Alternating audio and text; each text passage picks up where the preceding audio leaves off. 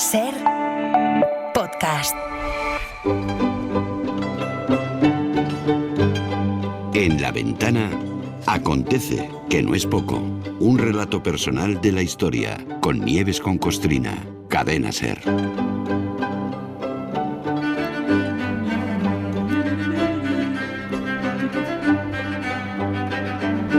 Si tuviéramos que hacer una lista de los países que más páginas de la historia han llenado, que más transformaciones han experimentado y que más influencia han tenido y siguen teniendo, yo creo que Rusia tendría que ocupar uno de los primeros lugares, sí o sí. Nieve, buenas tardes. Buenas ¿verdad? tardes, sin duda. Seguro. Sin Está duda. la Rusia de los zares, la revolución bolchevique, el surgimiento de la Unión Soviética, la desaparición de la Unión Soviética, hoy la Rusia de Putin, empeñado este hombre en volver a alguna de las casillas de salida que huela a imperio, o algo parecido a imperio.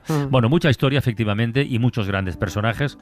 Entre ellos, por cierto, Stalin, compitiendo en el campeonato por ser el mayor asesino de todos los tiempos, Sí, que méritos desde luego acumuló. Pero hay otra figura, muy importante también, que ostenta otro récord. Este a lo mejor es oficioso. El récord de momia moderna a la que más han aireado, ¿no? Hablamos de Lenin, al que enterraron tal día como hoy, 27 de enero de 1924. Sí, fíjate, mira, ya sabemos, ya hemos hablado alguna vez de ello, hoy vamos a tocar otros aspectos, ya sabemos, y quien no lo sepa lo puede imaginar, que Rusia ha sufrido un estrepitoso Sí, desplome del turismo normal. extranjero, ¿no? Antes de que invadiera Ucrania recibía 25 millones de visitantes y ahora recibe un 96% menos. La mayoría de esos 25 millones de turistas, la mayoría, pasaba por Moscú.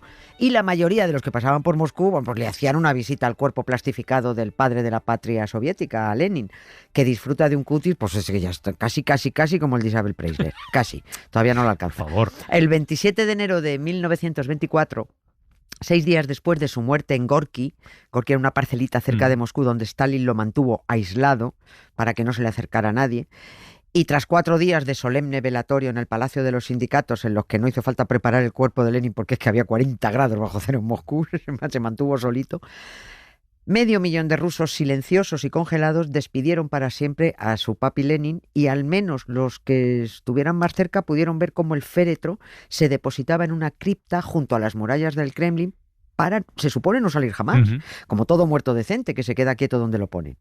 Eso iba a ser un enterramiento provisional, con acceso al público. Esta fue una decisión errónea donde las haya, hasta que le hicieran algo más apañado dada su categoría. Como ya muchos saben, y pese a todo lo vamos a contar, aquello se acabó yendo de las manos. Y aquí estamos en 2026, 102 años después de la muerte de Lenin, preguntándonos, ahora, tal que hoy, ¿dónde está Lenin? ¿Habremos dejado de verlo para siempre? ¿Reaparecerá en 2027? ¿Es una venganza de Putin porque no soporta que en la misma ciudad haya alguien más famoso que él? ¿No? ¿Se está muriendo el momio de Lenin? Yo estoy en un sinvivir.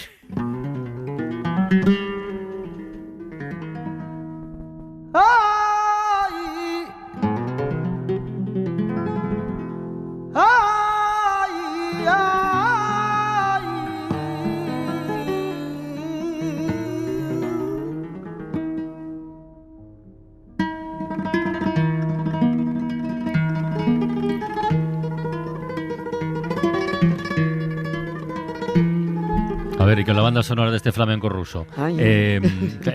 Has planteado muchas incógnitas, pero lo primero, que creo que eso es fundamental, ¿no se sabe dónde está el cuerpo de Lenin ahora mismo? A ver, se supone que estará donde ver. siempre, pero nadie lo ha visto desde julio del año pasado. Ah, Los rumores volaron por Rusia, y sobre todo entre los admiradores de Lenin, que sospechan que lo que se ha vendido como cierre temporal del mausoleo, donde exhibían al momio plastificado para una reforma del mausoleo, no del momio, sí.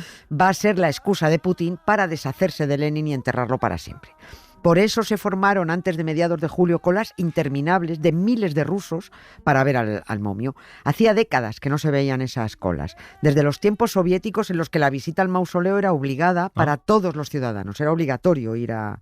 No lo digo metafóricamente, es que era obligatorio ir a verlo. Esto es pura especulación, porque es imposible saber qué pasa por la cabeza de Putin, pero de lo que no hay duda es de que no soporta que haya en toda Rusia, ni mucho menos en Moscú, alguien que acapare más atención que él. Dicho lo cual, pues la verdad es que ya sería hora de que quitaran del escaparate al muñeco, que encima es que ni te puedes parar para mirarle, te podías parar para mirarle el cutis ese que tiene de plexiglas. A Lenin le podía ver unos segunditos, muy poquitos, que lo mismo ni era él. Oye, pero ¿por qué has dicho antes que fue un error que lo enterraran con carácter provisional aquel 27 de enero? Quiero decir, ¿tenían previsto otras cosas? ¿Exhibirlo desde el primer momento? ¿O era solo hasta que le construyeran el gran mausoleo? Sí, no tenían previsto de exhibirlo, no tenían previsto nada.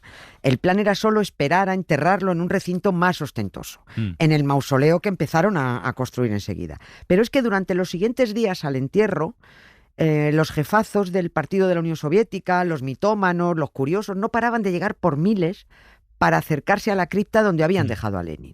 Por eso era pública, para que la gente pudiera pasar a rendir honores y tal. Y aquello acabó derivando, pues así lo que llamamos muchos pollaques, ¿no? Sí. Pues ya que hay tanta gente viniendo a despedirse, pues ya que está todo el mundo tan afectado, pues ya que esto de convertirlo en un icono es muy útil para la propaganda, pues mejor lo exhibimos.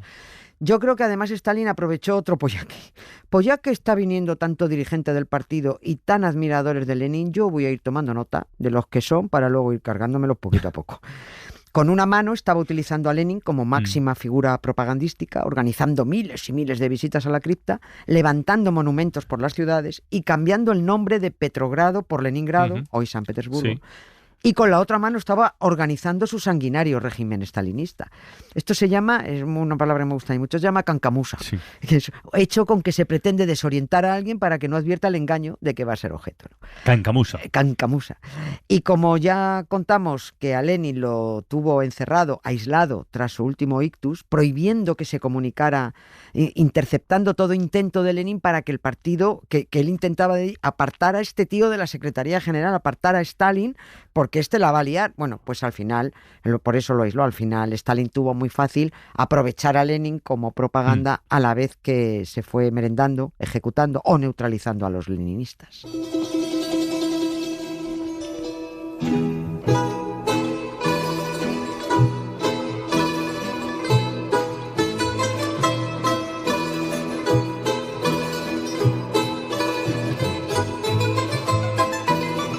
Es verdad que hace falta ser muy hábil y muy cabrón, seguramente también, y Stalin era las dos cosas. No, era las dos cosas. Para acabar con la obra de alguien, porque lo estaba haciendo a la vez que inmortalizabas a ese alguien, supuestamente. No, o sea, claro, es que todo lo que hizo curioso. Fue contra Lenin, pero que pareciera que era por Lenin, porque Lenin aborrecía el culto a la personalidad. Eso era antibolchevique total. Le hubiera repugnado todo lo que se hizo con él. Ni siquiera quería ser enterrado en Moscú. Él quería irse a Petrogrado con su madre y con su hermano. No se sabe de quién partió la idea exactamente de plastificar a Lenin para que estuviera ahí como si no se hubiera ido. El principal sospechoso es Stalin, o al menos el que compró la idea de inmediato, si alguien es que lo dijo. Sí había una mayoría de pirados que estaba de acuerdo en que ese hombre era algo especial y no podía ser enterrado como cualquier otro. Tampoco nos podemos extrañar de esto porque es muy común, es lo habitual. A veces porque lo decide el propio muerto antes de morirse, que es un arrogante, el enfermo de megalomanía, como Franco, que se gastó una millonada del dinero de los españoles para hacerse una tumba mastodóntica con mano de obra esclava, o Mao Zedong, o un tipo que yo aborrezco, que es el cardenal Pedro Segura, que es una de las personas... El cardenal Pedro Segura es una de las personas más malas que ha pisado este país, y que se construyó un impresionante monumento funerario para él y su familia en una colina, está en San Juan de Aznalfarache. Sí. Es un pedazo impresionante. Sí. Se ve desde casi todas. ¿Y a santo de qué? Para él y su familia, para hacerse una tumba. O sea, igual que Julio II quiso como San Pedro para hacerse su tumba, que luego lo venden como una basílica, pero bueno, era su tumba. O bueno, y ya no hablemos de la loca saga de los norcoreanos, que esto no tienen un mausoleo, esto tiene un parque temático. Sí. Y luego están, como en el caso de Lenin, los que rechazan esa ostentación, pero se convierten en pura ostentación porque también son instrumento de propaganda. Lo que sí se sabe es que los fieles a Lenin, como Trotsky y varios más, se horrorizaron ante el hecho antibolchevique de convertir a Lenin en una reliquia bolchevique. No sé si es buena comparación, pero esto es como si la Unión Soviética, al haber suprimido todos los símbolos religiosos, necesitara como un santoral. Sí, los necesita igual porque sus propios santos. Sí, los humanos somos muy tontacos en eso y seguimos esos señuelos. De haber podido, Stalin habría sacado cada aniversario de la muerte de Lenin el momio en procesión, pues como si fuera la muñeca del Rocío, da igual. Con la diferencia, de que al menos Lenin era carne plastificada y hueso, no 4 palitroques con un vestido encima. Lenin, efectivamente, se convirtió en una reliquia. Sus textos eran sagrados. Y ahora se necesitaba un gran santuario donde venerar al santo. Pues eso era el templo. Su gran mausoleo acabó convertido en el centro de todos los grandes actos de la URSS. todas las fotos históricas casi todas, que vemos con esa fila de señores soviéticos ahí que daban mucho miedito, viendo desfiles y tal, presenciándolos desde la altura, pues eso es una de las 2 tribunas que se proyectaron en el mausoleo. Ha sido un templo por fuera, una cripta por dentro y un gran laboratorio por abajo, que seguramente, pero vamos, no se sabe dónde estará Lenin, al menos de momento. Así que mientras 2 médicos trabajaban entonces, en aquellos años 20, con el momio para hacerlo eterno, sacándole los higadillos y el cerebro para estudiarlo, inyectándose una mezcla, porque le inyectaron ahí una mezcla de alcohol, glicerina, formol, nuez moscada, con una pizca de comino, porque es que echaron de todo y la fórmula sigue siendo secreto. Bueno, pues mientras hacían esto, otros levantaban el santuario para el momio reliquia.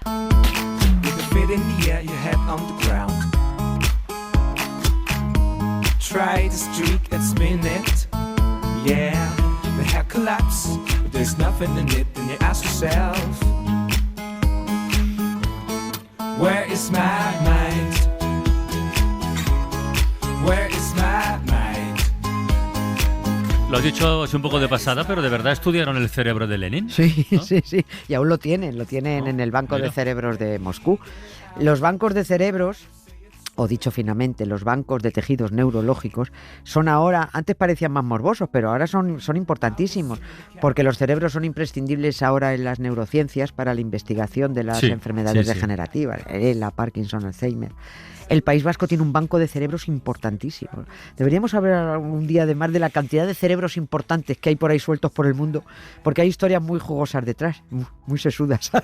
Pues en Moscú tienen un banco de cerebros, pero vamos, no de cerebros mindundis, cerebros ilustres. En Moscú está la mayor concentración de sesos de alto standing, entre ellos el de Lenin, porque Stalin se empeñó en que había que dar pruebas científicas al mundo de que Lenin era un ser superior. Y mira que lo han estudiado, porque además le dividieron los sesos en 30 y tantas mil láminas. Y algunas conclusiones decían que Lenin tuvo neuronas gigantescas que le dieron una superior capacidad mental, lo cual es una gilipollez tan gigantesca como las supuestas neuronas. Puede que en vez de tener 100.000 millones de neuronas tuviera solo una, pero muy gorda, quién sabe. También es cierto que a Stalin había que decirle lo que exigía oír. Y si Lenin era muy listo, se lo dijeron. Sabiendo cómo las gastaba, cualquier neurólogo hubiera dicho que Lenin no es que tuviera un cerebro privilegiado, que tenía 2. Bueno, lo que está claro es que Lenin ha sobrevivido a Stalin, a la perestroika, al desmantelamiento de la URSS, y de momento ahí sigue. Sí, y sigue dando rédito político. El que más se atrevió fue Boris Yeltsin, cuando en 1993 ordenó retirar la guardia de honor del mausoleo, y ahí dijeron todos, ¡uy! Ya está, van a retirar al momio y lo van a enterrar, que era la intención, pero al final no se atrevió. Puede que Putin se atreva, porque él es más partidario de Iván el Terrible que de Lenin, por el que no tiene ninguna pasión, porque además está en la otra punta ideológica.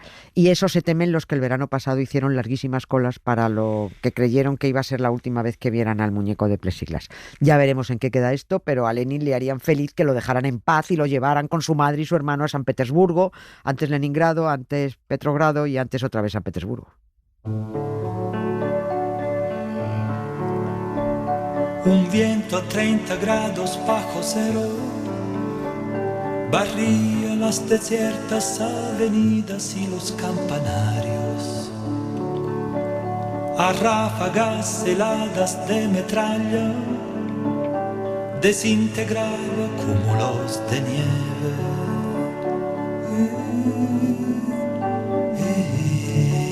Y los fuegos de la Guardia Roja encendidos para echar a lobos y viejas con rosario. Y los fuegos de la Guardia Roja encendidos para echar a lobos y viejas con rosario. Cualquier excusa es buena para escuchar a Franco Battiato, pero esta canción además no viene al pelo. Sí, el único Franco bueno. Yo conocí a otro, Antonio Franco. Ah, bueno, sí. Vale. Bueno, te he pillado. Mañana más, Nieves. Un beso. Gracias, Adiós, Carla, chao. La gracia incomparable de Nijinsky. Y mañana con público, ¿eh? Ah, que mañana. Que mañana estamos en la nave, en Madrid, hablando de ciencia y tal, pero hablaremos también de historia. O sea que tendremos un puñado de oyentes ahí viéndonos la cara. En mi barrio. Venga. Para no perderte ningún episodio, síguenos en la aplicación o la web de la SER, Podium Podcast o tu plataforma de audio favorita.